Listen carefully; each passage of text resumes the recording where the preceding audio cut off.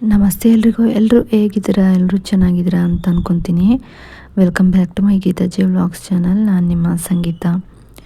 ನಮ್ಮ ಜೀವನದಲ್ಲಿ ನಾವೇನಾದರೂ ಮನಸ್ಸಿನಲ್ಲಿ ಕೋರಿಕೆಗಳನ್ನು ಇಟ್ಕೊಂಡ್ರೆ ಆ ಒಂದು ಕೋರಿಕೆಗಳನ್ನು ತಪ್ಪದೇ ಈಡೇರಿಸುವಂತಹ ಈ ಒಂದು ತಾಯಿಯ ಮಂತ್ರದಿಂದ ಪವಾಡವೇ ನೆರವೇರುತ್ತೆ ಅಂತಲೇ ಹೇಳ್ಬಹುದು. ಈ ಒಂದು ವಾರಾಹಿ ತಾಯಿಯ ಮಂತ್ರದಿಂದ ಮನಸ್ಸಿನಲ್ಲಿ ಯಾವುದೇ ರೀತಿಯ ಇಚ್ಛೆಗಳಿದ್ರೂ ಕೂಡ ಈಡೇರುತ್ತೆ ಅಂತಲೇ ಹೇಳ್ಬಹುದು. ನಾವು ಈ ವಾರಾಹಿ ತಾಯಿಯ ಮಂತ್ರಗಳನ್ನು ಹೆಚ್ಚಾಗಿ ಅಷ್ಟಮಿ, ನವಮಿ, ಪಂಚಮಿ ಹಾಗೆ ಅಮಾವಾಸ್ಯೆ, ಹುಣ್ಣಿಮೆ ದಿನಗಳಲ್ಲಿ ತುಂಬಾ ಹೆಚ್ಚಾಗಿ ಪಠಿಸುವುದನ್ನು ನೋಡ್ತೀವಿ. ಹಾಗೆ ಮಂಗಳವಾರ ಹಾಗೆ ಶುಕ್ರವಾರದ ದಿನಗಳಲ್ಲೂ ಕೂಡ ಈ ಒಂದು ವಾರಾಹಿ ತಾಯಿಯ ಮಂತ್ರಗಳನ್ನು ಪಠಿಸಬಹುದಾಗಿರುತ್ತೆ, ಅಂದರೆ ಪ್ರಾರಂಭಿಸಬಹುದಾಗಿರುತ್ತೆ. ವಾರಾಹಿ ತಾಯಿಗೆ ತುಂಬಾ ಪ್ರಿಯವಾದ ಟೈಮ್ ಅಂದರೆ ಸಮಯ ಅಂದರೆ ರಾತ್ರಿ 2 ಗಂಟೆ, ಮಧ್ಯರಾತ್ರಿ 2 ಗಂಟೆ ಆಗಿರುತ್ತೆ. ಯಾಕಂದರೆ ಆ ಒಂದು ಸಮಯದಲ್ಲಿ ವಾರಾಹಿ ತಾಯಿ ಭೂಲೋಕದಲ್ಲಿ ಸಂಚಾರವನ್ನು ಮಾಡ್ತಾರೆ.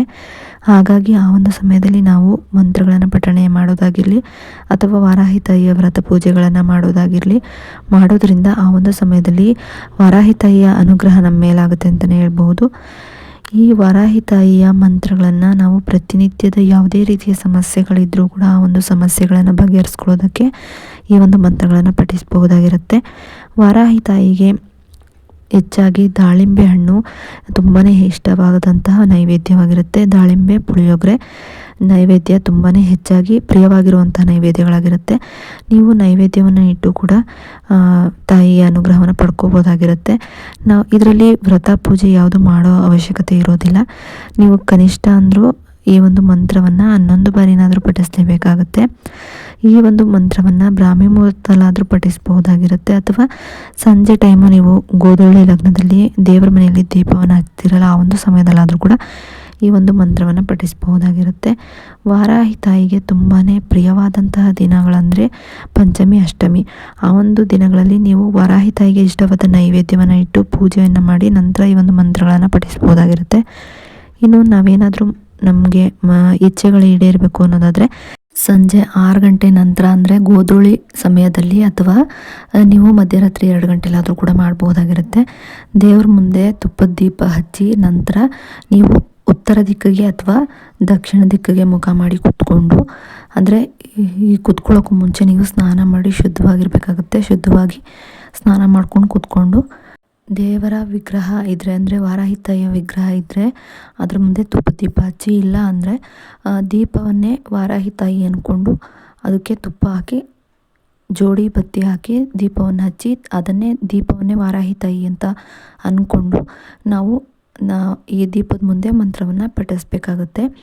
ಹಾಗೆ ನಾವು ಏನಾದರೂ ಮನಸಾರೆ ಬೇಡ್ಕೊಂಡಿದ್ದನ್ನು ನಾವು ಪಡ್ಕೊಬೇಕು ಅನ್ನೋದಾದರೆ ನಮ್ಮ ಮೈಂಡ್ಸೆಟ್ ಕೂಡ ಪಾಸಿಟಿವ್ ಆಗಿ ಇಟ್ಕೊಬೇಕಾಗುತ್ತೆ. ಹಾಗೆ ನಾವು ಏನನ್ನೇ ಬೇಡ್ಕೊಂಡ್ರೂ ಕೂಡ ಈಗಾಗಲೇ ಅದು ಪ್ರೆಸೆಂಟಲ್ಲಿ ಇದೆ ನಮ್ಮ ಹತ್ರ ಅನ್ನೋ ರೀತಿಯಲ್ಲಿ ನಾವು ಬೇಡ್ಕೊಬೇಕಾಗುತ್ತೆ. ಇನ್ನು ಮಂತ್ರ ಬಂದು ಹೇಗಿರುತ್ತೆ: ಓಂ ಹ್ರೀಂ ನಮೋ ವಾರಾಹಿ ಮಾಂಗಲ್ಯೆ ಸಕಲ ಕಾರ್ಯಸಿದ್ಧಿಂ ಕುರು ಕುರು ಸ್ವಾಹ.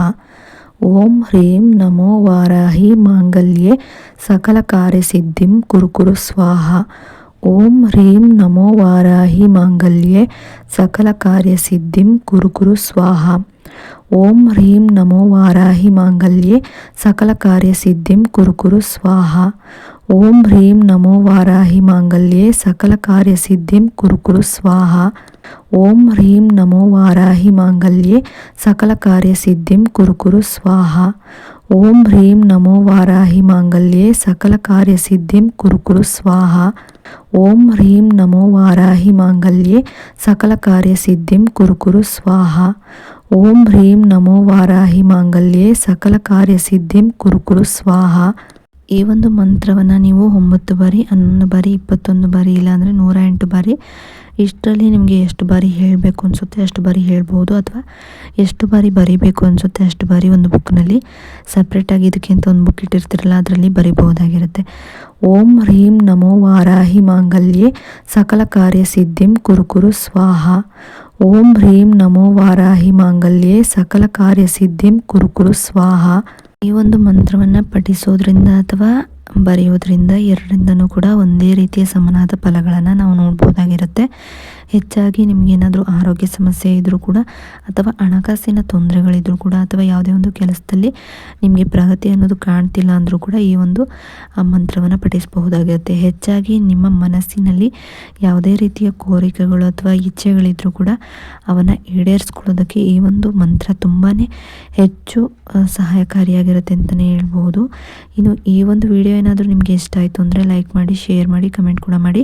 ಇನ್ನಷ್ಟು ಇಂತಹ ವಿಡಿಯೋಗಳನ್ನ ನೀವು ತಿಳ್ಕೊಬೇಕು ಅನ್ನೋದಾದರೆ ನನ್ನ ಗೀತಾಜಿ ವ್ಲಾಗ್ಸ್ ಸಬ್ಸ್ಕ್ರೈಬ್ ಮಾಡ್ಕೊಳ್ಳಿ. ಸಬ್ಸ್ಕ್ರೈಬ್ ಪಕ್ಕ ಬೆಲ್ ಐಕನ್ ಬಟನ್ ಇರುತ್ತೆ, ಅಲ್ಲಿ ಆಲ್ ಆಪ್ಷನ್ ಮೇಲೆ ಕ್ಲಿಕ್ ಮಾಡಿದ್ರೆ ಯಾವುದೇ ರೀತಿ ವಿಡಿಯೋ ಮಾಡಿ ಅಪ್ಲೋಡ್ ಮಾಡಿದ್ರು ಕೂಡ ನಿಮಗೆ ನೋಟಿಫಿಕೇಶನ್ ಮೂಲಕ ಮೊದಲು ಬಂದು ತಲುಪುತ್ತೆ. ಆಗ ನಿಮ್ಮ ವಿಡಿಯೋನ ಮಿಸ್ ಮಾಡದೆ ನೋಡ್ಬೋದಾಗಿರುತ್ತೆ. ಇನ್ನು ವಿಡಿಯೋ ನೋಡಿದ್ದಕ್ಕಾಗಿ ಥ್ಯಾಂಕ್ ಯು ಫಾರ್ ವಾಚಿಂಗ್.